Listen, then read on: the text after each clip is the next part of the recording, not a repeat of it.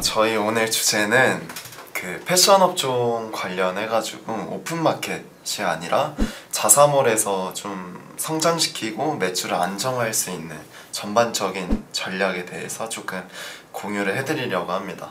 네. 네, 아무래도 패션 업종 광고주분들과 소통을 해보면은 결국에 최종적인 목표는 그런 플랫폼에서의 성장이나 매출 증대가 아니라 결국에는 자사몰로만 이제 매출이 안정화가 되고 또 자사몰이 성장을 시키는 게 이제 최종적인 목표이기 때문에 그 부분에 대해서 조금 저희가 큰 틀을 한번 실제 경험을 바탕으로 알려드리겠습니다. 네. 그래서 오늘은 그냥 실제 저희가 브랜드 검색을 해가지고 한번 예시를 들어보면서 어떤 식으로 전략을 세우면 좋은지 한번 진행을 해보겠습니다. 그래서 무신사에서 한번 찾아볼까요? 네. 네. 일단 패션 업종은 거의 무신사나 29cm 맞아요. 등 이런 오픈마켓을 많이 사용하고 있는데요. 네. 근데 사실 결국에 패션 업종도 이게 자사몰에서의 성장을 기대하고 목표로 잡는 것도 자사몰에 대한 그런 브랜딩이나 이런 안정화가 돼 있다면 나중에는 플랫폼이나 뭐 다른 쪽에서 광고를 진행하지 않아도 소비자들이 알아서 자사명으로 유입이 되고 또 그렇게 자사명으로 유입이 돼서 자사몰로 유입만 된다면 따로 나가는 수수료도 없고 그래서 그렇게 예전에 사용했던 광고 비용을 또 다른 쪽으로 투자가 가능하기 때문에 그래서 아마 자사몰의 성장과 또 안정화를 목표로 하시는 것 같아요. 그래서 저희 여름이니까 어떤 걸로 가볼까요? 반팔. 여기서 나오는 브랜드 아무거나 한번 봐볼까요? 좀 이뻐 보이는 브랜드. 크리틱 좋습니다. 한번 네이버에 자사명을. 네, 이게 저희가 가장 우려하는 부분이고 또 이런 관리가 결국엔 자사몰을 안정화시키는 데는 좀 악영향을 미친다 라고 말씀을 드릴 수 있거든요. 첫 번째 이유는 일단 네이버에 자사명을 검색했는데 자사몰로 유입될 수 있는 경로 자체가 없어요. 보시면 파워링크 광고가 가장 상단에 뜨는데 첫 번째도 무신사 플랫폼이 나오고 두 번째 경쟁사 포털이가 나오죠. 세 번째 쿠팡, 그 다음에 뭐 다양한 오픈마켓이 나오고 심지어 자사몰 파워링크 자체도 없어서 소비자들이 자사몰로 들어갈 수 있는 경로 자체가 없어요. 그러면은 대부분의 자사명을 검색해서 들어가는 소비자의 경우에는 좀 구매 의도가 높은 소비자라고 저희가 정의를 할 수 있는데 그런 구매 의도가 높은 소비자들을 다 플랫폼에 뺏기는 상황인 겁니다. 그래서 이런 거를 좀 방지할 수 있는 방법이 있다면 뭐가 있을까요?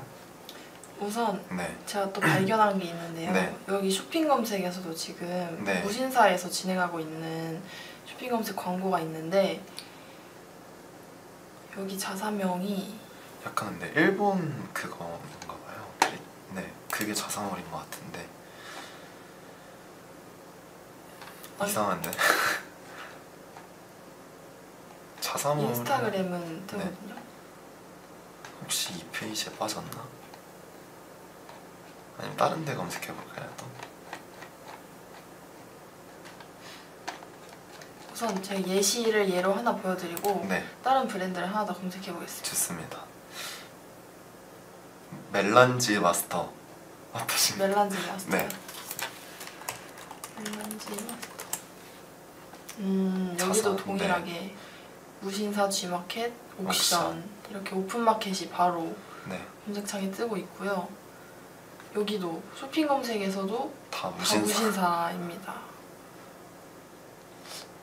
여기 보면은 근데 콜렉티브 자사몰이 아니네요. 네. 아마 이 페이지에 있거나 무신사의 브랜드였어요.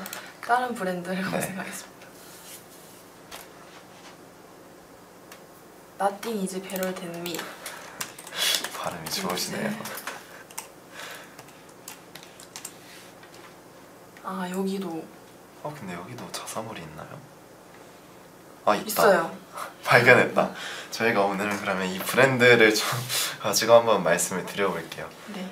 일단 자사몰로 검색을 했을 때 아까도 말씀드렸지만 지금 자사명 키워드인데도 자사물로 들어갈 수 있는 경로가 상단에 나오질 않아요. 무신사나 뭐 GVG 스토어나 29cm, 그러니까 오픈마켓에 저희가 입점된 오픈마켓 링크가 가장 먼저 나오고, 자사몰은 스크롤을 내렸을 때 심지어 번개장 더 밑에 잡혀있죠. 그럼 소비자 입장에서는 당연히 중간까지 내려서 유입되는 그런 경우가 사실 드물다 보니까 상단에서 무신사나 29cm가 잡고 있으면 소비자 입장에서는 당연히 이런 무신사나 29cm가 의류 쪽으로는 워낙 구매도 많고 할인도 많이 하기 때문에 뭐 딱히 중단으로 내려서까지 자사몰을 찾진 않을 것 같아요. 그냥 위에 상단에 노출된 플랫폼으로 유입될 거고, 그러면 그 유입된 플랫폼 안에서 결제까지 이어지겠죠. 그러면 자사몰의 매출은 당연히 오를 수가 없고 자사몰을 홍보할 수도 없는 상황인 겁니다. 그래서 이런 상황에서 저희가 좀 네이버 쪽에서 관리를 진행을 한다라고 하면 가장 추천드리고 싶은 거는 이제 브랜드 검색 광고인데요. 브랜드 검색 광고 예시를 좀 보여드릴 수 있을까요? 아까 저희가 네이버에서 무신사 네. 를 검색했을 때 여기에 바로 이렇게 상단에 네. 잡고 있는 저 광고 부자가 브랜드 검색 광고입니다. 그래서 보시면 최근에 저 브랜드 SNS 소식 기능이 생기면서 저걸 연동하면 그 노출되는 구조가 더 커졌어요. 원래는 저 밑에 브랜드 SNS 배너는 없었으니까 그 밑에 이제 파워링크나 다른 오픈마켓이 더 잘 보였었는데, 워낙에 쇼핑몰 운영하시는 브랜드의 경우는 인스타그램은 다들 운영을 하시기 때문에 저 기능까지 활용을 하게 되면은 이제 그 밑에 나와 있는 오픈마켓의 파워링크 광고는 더 밑으로 내릴 수 있는 장점이 있는 거죠. 그리고 추가로 저 브랜드 SNS 소식이 저는 좋은 이유가 네이버에서 이제 메타로 넘어갈 수 있는 경로가 저는 새로 생겼다라고 생각을 하거든요. 그래서 메타 광고를 보통 기본적으로 다들 하시기 때문에 저 브랜드 소식까지 활용을 하시면 좀 광고 시너지도 이렇게 더 효과가 극대화될 수 있다라고 말씀을 드릴 수 있을 것 같습니다. 네. 그리고 그 네. 브랜드 검색 광고의 장점이라고 하면은 이런 이벤트나 이런 문구도 바꿀 수가 있어요. 맞아요. 이벤트나 핫딜 이런 걸로 자사몰에 있는 이제 이벤트 같은 거를 한 번 더 상단에 노출시키고, 이런 이제 서브링크 같은 것들도 계속 변경을 하면서 네. 다른 브랜드 S가 자사몰을 하고 있는데 글쎄요, 나이키 역시 하고 있죠. 그래서 보통 그냥 저라면은 제가 실제 관리해드리는 광고주는 어떻게 관리를 해드리냐면, 아까 무신사 예시로 될까요? 네, 이 이벤트 단에서는 항상 새로 생기는 자사몰에서만 진행하는 이벤트 문구를 활용을 하고 있고요. 그 다음에 당연히 여기는 브랜드명, 그리고 이 밑에 홍보 문구에는 예를 들어 뭐 25년 SS 상품이 나왔다 라고 하면 그 25SS 출시, 그리고 그 밑에 이번에 이 브랜드 25SS 컨셉이 무엇인지를 좀 간단하게 홍보하는 문구를 작성을 합니다. 그리고 그 밑에 연결할 수 있는 이 랜딩 배너 쪽에서도 뭐 탑, 바텀, 기타, 아니면 뭐 탑, 바텀, 세일 이런 식으로 해서 클릭만 해도 각 그 카테고리에 맞게 넘어갈 수 있도록 진행을 하고 있고, 그 밑에의 경우에는 뭐 컬렉션이라든지 아니면 콜라보라든지 뭐 아니면 2월 상품이라든지 또 뭐가 있을까요?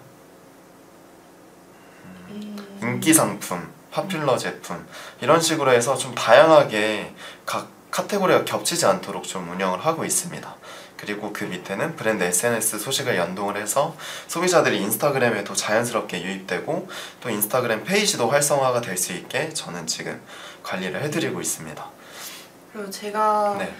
관리하는 광고주 분도 계신데 네. 그분은 여기에 이제 오프라인 매장을 같이 연동을 시켜서 네. 오프라인 매장의 그 지도로 바로 넘어갈 수 있도록 네. 그렇게 랜딩 페이지를 설정하시는 그런 관리 방법도 있습니다. 네, 브랜드 검색 광고는 정말 장점이 많은 것 같아요. 그래서 저런 카테고리만 그 브랜드 무드에 맞게, 그리고 뭔가 우리 전략에 맞게 활용할 수만 있다면 사실 저 구자 자체는 너무 매력적인 구자이기 때문에 저는 자사몰 최종적인 목표가 자사몰의 성장이다 라고 하시는 분들은 적어도 네이버에서 자사명 키워드만큼은 관리를 하는 게 맞지 않나 라고 좀 말씀을 드리고 싶습니다. 네. 그래서 네이버 자사몰 전략은 한 이 정도로 좀 크게 말씀을 드리면 어느 정도 이해를 하실 것 같고, 그 다음은 이제 가장 많이 진행하시는 메타 광고 소재를 한번 좀 찾아와 볼게요. 이게 저희가 좀 패션 업종 관련해서 되게 광고를 많이 관리해드리고 있는데, 최근 들어서 패션 업종 소재 트렌드는 좀 자연스럽게 정보를 전달하는 그런 소구점을 잡아서 진행하는 그런 소재가 트렌드인 것 같아요. 예를 들면 저런 식으로 어디로 가든 휴가룩은 이제 이렇게 정했다 라고 하면서 슬라이드 형태로 룩북이 나오죠. 버뮤다 팬츠 상품에 대한 룩북, 그 다음에 나시 제품, 그 다음에 티셔츠, 이런 식으로 그냥 단일 제품 이미지만 홍보하는 게 아니라 그 제품 이미지의 룩북을 보여주면서 우리 룩북은 이런 식으로 좀 자연스럽게 코디를 할 수 있다 라는 식의 정보 전달을 할 수 있죠. 최근 제일 많이 보이는 게 저런 거 이번 여름에 이렇게만 입을래 하고 여기도 슬라이드 형태로 진행을 하고 있죠.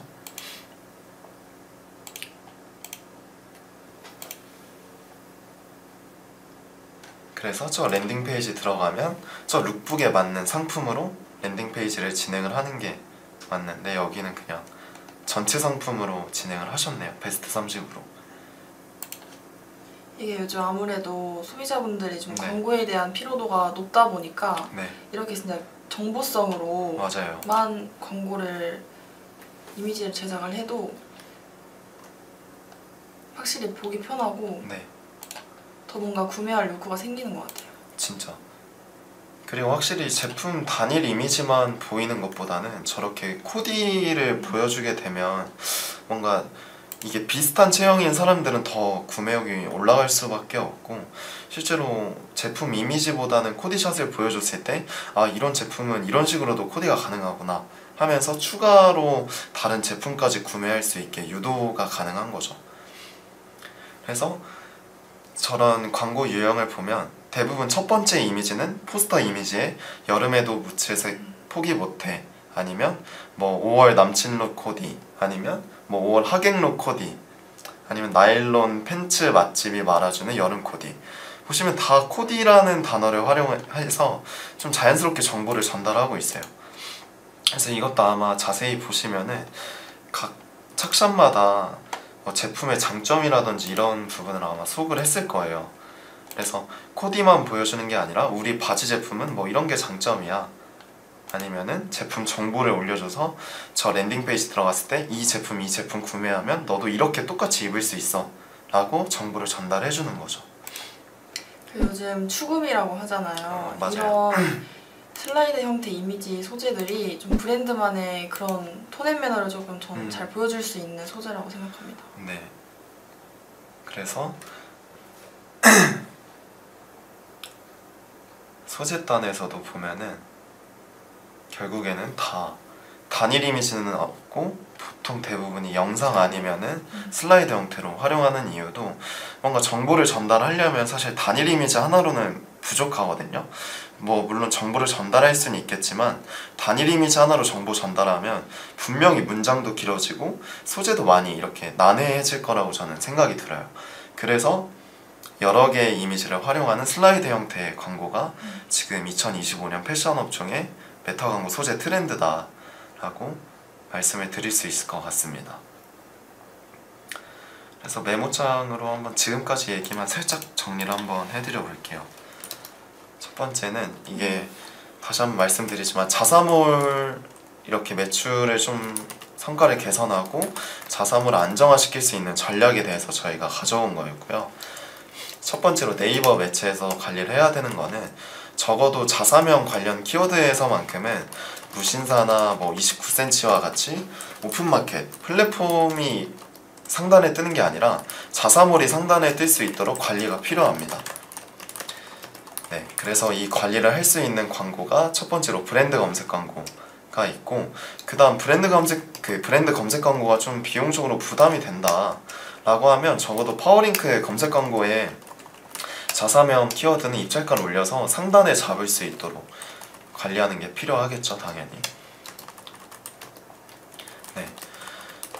그리고 여기서 알아두셔야 할 게 저렇게 상단에 노출시킨다고 소비자들이 바로 유입이 돼서 구매까지 이어지는 게 아니라 저희도 그렇지만 대부분 의류나 뭐 어떤 물건을 구매할 때 오픈마켓을 이용하는 게 그 오픈마켓이 사실 할인적인 부분에서 저렴하니까 구매를 하는 거거든요. 그래서 저렇게 상단에 우리 자사몰을 관리를 진행을 하면은 플랫폼에서는 진행하지 않는 쿠폰이라든지 할인이라든지 그러니까 자사몰에서만 구매할 수 있는 그런 매력적인 부분을 어필을 해줘야 당연히 소비자도 그걸 확인하고 오픈마켓이 아니라 자사몰로 유입이 되고 또 자사몰에서 구매까지 이어지겠죠. 네. 그래서 이런 부분도 전략적으로 내부적으로 한번 구성을 하고 진행을 할 필요가 있다. 이렇게 정리할 수 있을 것 같습니다. 또 정리할 게 있을까요, 네이버?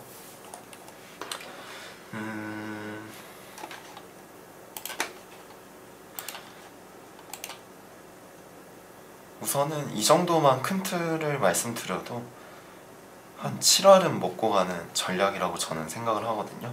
실제로 저희가 운영을 했을 때도 자사몰 저희 오늘 영상 제목처럼 자사몰 로아스 1000% 찍은 전략도 이 중 하나이기 때문에 꼭 참고해 주셨으면 좋겠습니다.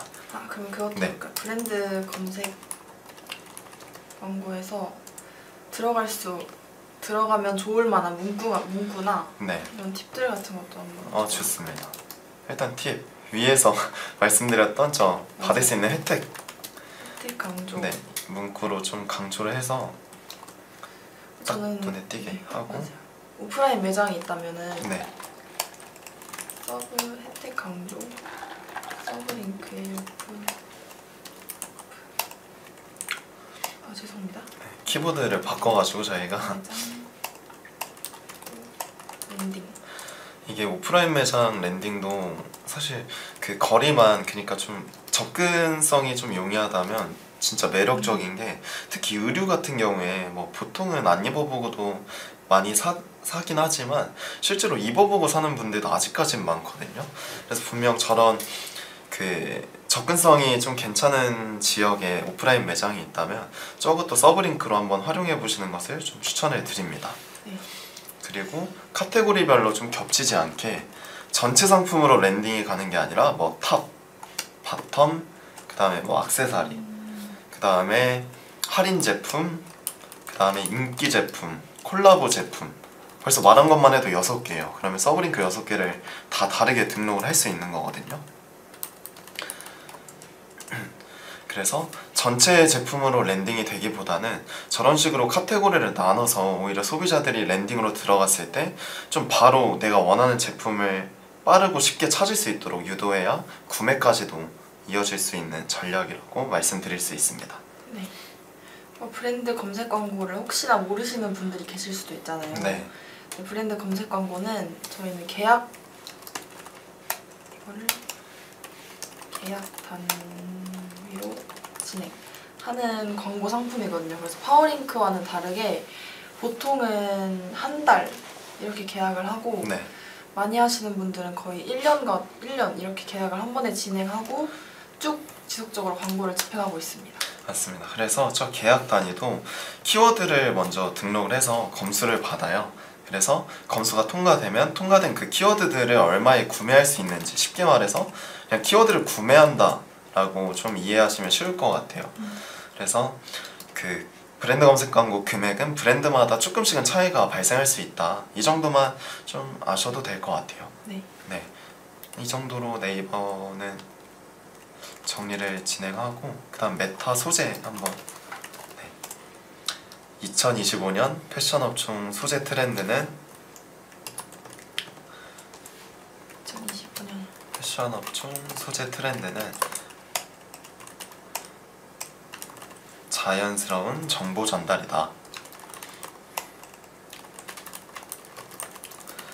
네, 그래서 예시로 뭐 봄코디 추천 아니면 남친룩 추천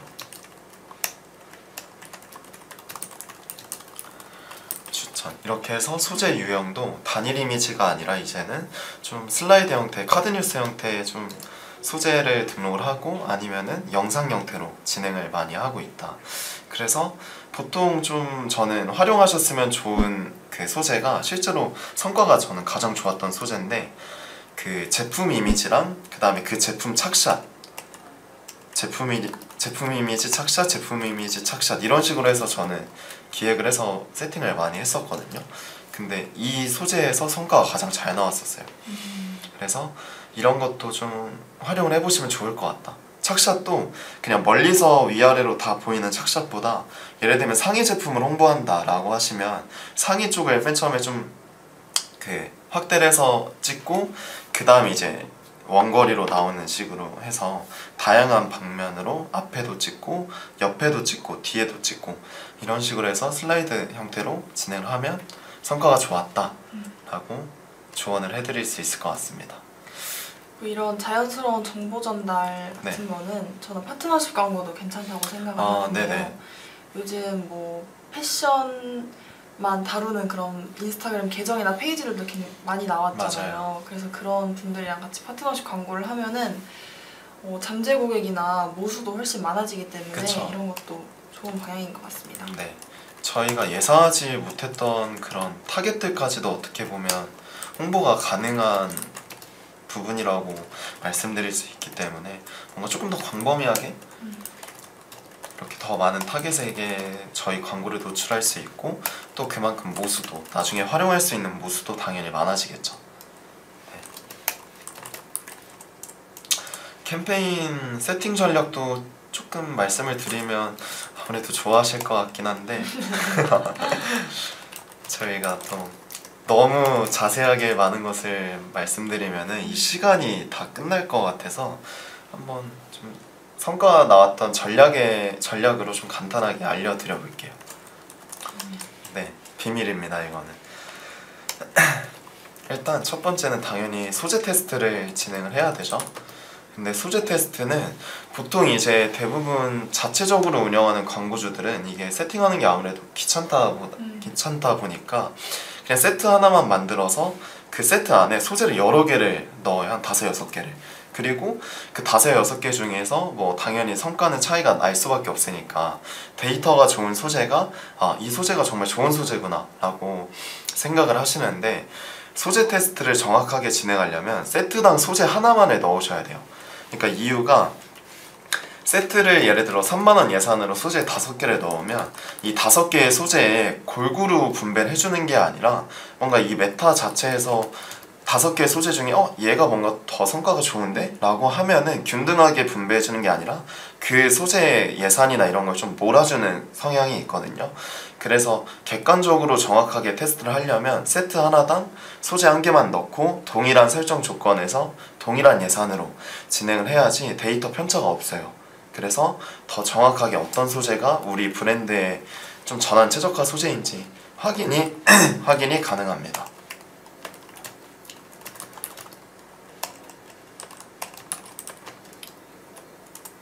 네, 이렇게 진행을 하고 보통 며칠 정도 테스트 기간 잡으세요? 저는 하루 단위로 소재를 보긴 하는데 네. 한 이틀 정도, 2-3일 정도 지났는데 소재 완전 결과가 너무 안 좋다. 네. 완전 데이터가 다 깨졌다. 그럼 바로 오프를 해버리는 편이고 보통은 성과를 확인하는 거는 일주일 정도. 네. 평일과 주말이 한 번씩 돌아가서 봐야 되기 때문에 네. 일주일 정도, 7일 정도 두고 확인합니다. 네, 지금 말씀해 주신 게 너무 좋은 게 이게 평일이랑 주말이랑 데이터 편차가 은근 심하거든요. 맞아요.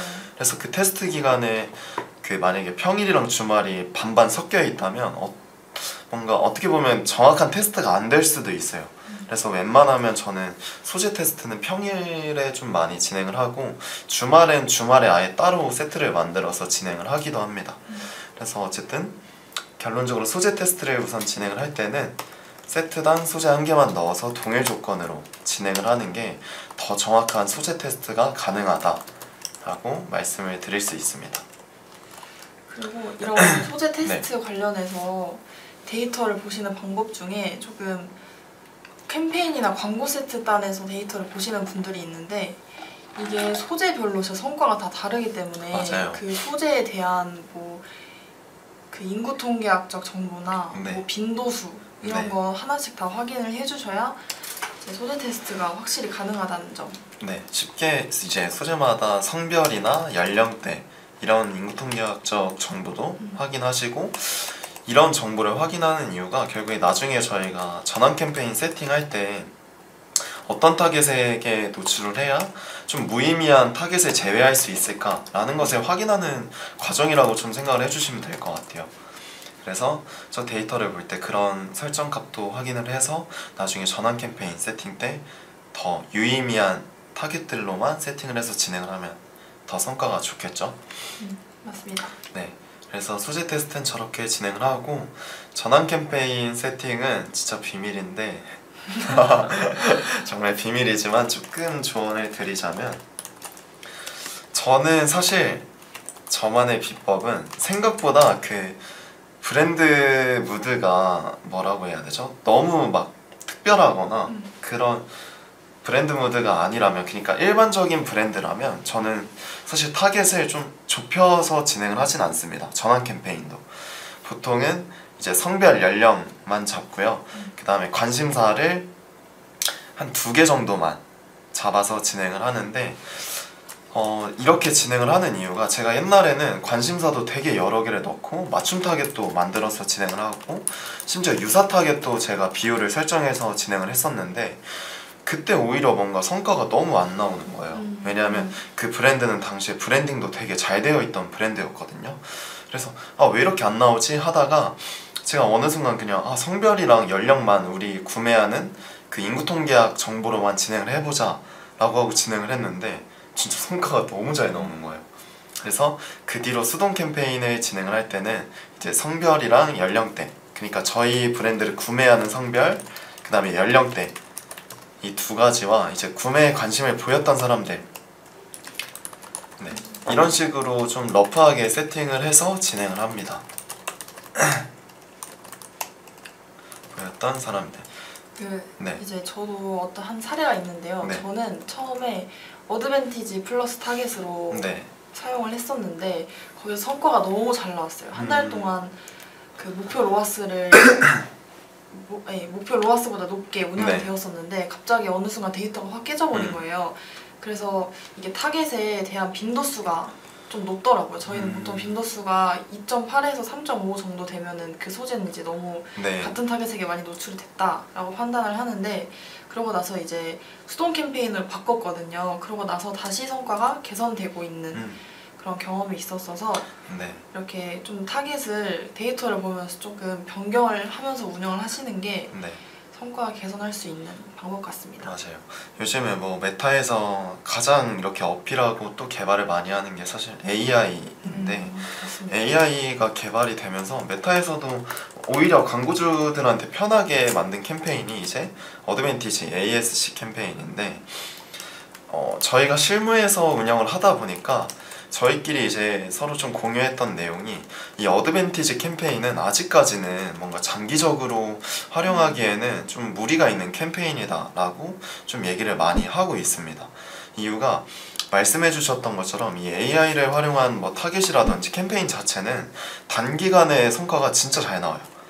한 2주에서 3주 정도는 정말 성과가 잘 나오는데, 그 기간이 지나고 나서부터는 성과가 올라가는 추이보다는 조금씩 이제 약간 미세하게 좀 떨어지는 추이가 나오기 시작하거든요. 이게 아직까지 어드밴티지 캠페인의 한계라고 저희는 생각을 해서, 어드밴티지 캠페인은 단기간에 운영을 하는 게 좋지만 장기적으로 운영하는 것은 좀 좋진 않다. 그래서 저희가 이제 브랜드들 광고를 진행을 하게 되면 어드밴티지 캠페인을 처음부터 진행을 하기보다는 이 브랜드에 맞는 수동 캠페인을 발굴해드리는 게 어떻게 보면 목표 중 하나입니다. 그러니까 어드밴티지를 굳이 사용하지 않아도 이 수동 캠페인에서 소재만 변경해도 성과가 쭉 안정화되는, 장기간 안정화되는 그 캠페인을 발굴해드리는 게 어떻게 보면 목적이기 때문에 어드밴티지 캠페인은 좀 언제 쓰면 좋을까요? 저라면은 저 소재 테스트 끝나고 성과 좋은 소재들만 단기간에 성과를 더 끌어올리고 싶다 라고 하면 소재 테스트 끝난 소재들만 저 캠페인에 넣어서 한 3주 동안은 운영할 수 있을 것 같아요. 근데 장기간 운영하기에는 좀 리스크가 있는 캠페인이다 라고 좀 말씀을 드릴 수 있을 것 같습니다. 저는 수동이랑 어드밴티지를 네. 같이 운영하면서 네. 어드밴티지에서 성과가 좀 좋았던 것도 수동에 다시 한번 넣어보고 네네. 이렇게 왔다 갔다 하면서 그렇게 운영하셔도 좋을 것 같습니다. 네, 막 성과가 어떤 캠페인에서 잘 나온다고 그 캠페인이 완전히 잘 되는 것도 아니고 다양하게 테스트를 진행해보는 게 제일 중요해요. 어쨌든 데이터가 저희는 많으면 많을수록 더 정확한 값을 이끌어낼 수도 있고 그만큼 저희 브랜드에 맞는 그런 광고 전략을 세울 수 있는 거기 때문에 뭐 아까 말씀드렸던 첫 번째 소재 테스트에서도 저렇게 테스트 끝나고 이 소재가 정말 우리한테 맞는 소재다 라고 생각하는 게 아니라 저라면은 성과가 좋았던 소재랑 비슷한 유형의 소재를 한 3개 더 만들 것 같아요. 그리고 성과 좋은 소재랑 그 비슷한 유형으로 만든 소재를 또 세트당 하나씩 추가해서 테스트를 진행해보고 거기서도 분명히 편차값이 있을 수도 있거든요. 그러면 또 거기서도 계속 새로운 유형으로 만들어서 최종적으로 전환 최적화 소재를 발굴하지 않을까라고 좀 조언을 드릴 수 있을 것 같습니다. 맞습니다. 네, 그래서 이런 과정들이 어떻게 보면 광고주들 입장에서는 광고만 하루 종일 관리하는 게 아니라 디자인부터 뭐 다른 요소들을 관리하기 때문에 이렇게 좀 뭐라고 해야 되죠? 리소스가 좀 네. 많이 들죠. 리소스 많이 드는 작업을 사실은 하기가 어려워요. 네. 그래서 저희가 있는 거고, 그래서 저희가 실제로 진행을 했을 때 광고주들이 만족하는 것도 이게 전혀 생각하지도 못하셨고 이렇게까지 해야 돼? 라고 싶을 정도로 저희는 되게 많은 테스트를 진행하고 관리를 해드리고 있기 때문에 뭔가 저희가 말씀드리지 못했던 그 비밀 요소들을 알고 싶다면 저희한테 한번 문의를 주시면 브랜드에 맞춰서 한번 제안을 드릴 수 있을 것 같습니다. 맞습니다. 네. 저희가 또 네. 패션을 좋아하잖아요. 그래서 맞습니다. 저희가 패션을 좋아하는 만큼 그 브랜드의 성장을 조금 더 도와드리고 싶은 마음이 또 네. 크기 때문에 필요하시다면 위에 있는 네. 전화번호나 메일로 연락 주시면은 감사하겠습니다. 네, 아무래도 저 자사몰 로아스 1000%도 찍는 데까지 저는 3개월도 걸리지 않았기 때문에 진짜 좀 이게 뭔가 저희가 늘 패션 업종 관리하면서 서로 이렇게 공유하는 얘기긴 한데 자사몰 그 성장이 최종 목적인데도 아직까지 관련된 마케팅 전략이 없다? 이거는 시간이 늦어지면 늦어질수록 자사몰을 성장시킬 수 있는 그 작업 기간도 더 늘어날 수밖에 없어요. 그러니까 소비자 입장에서는 이미 이제 무신사나 플랫폼에 뭐 예를 들면 어떠어떠한 브랜드가 뭐 좀 저렴하게 판다 라고 벌써 자리 잡혀 있을 텐데 이 기간이 늘어나면 늘어날수록 당연히 이 소비자들을 자사몰로 꺼내오는 것 자체는 당연히 힘들어지겠죠. 맞습니다. 그러니까 지금부터라도 이미 늦었기 때문에 좀 하루빨리 이런 부분에서도 대응을 하고 마케팅 전략을 새로 수립하는 게 맞지 않나 라고 좀 저는 말씀을 드리고 싶습니다. 네. 네. 그래서 마무리 해볼까요?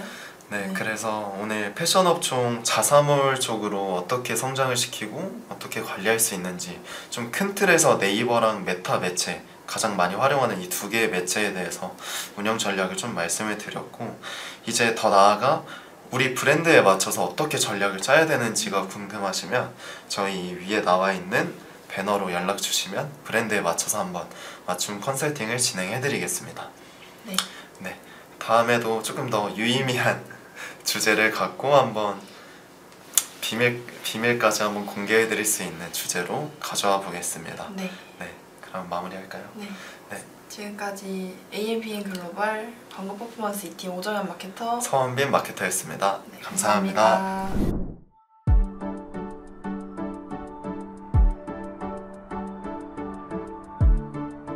구독과 좋아요는 컨텐츠 제작에 힘이 됩니다.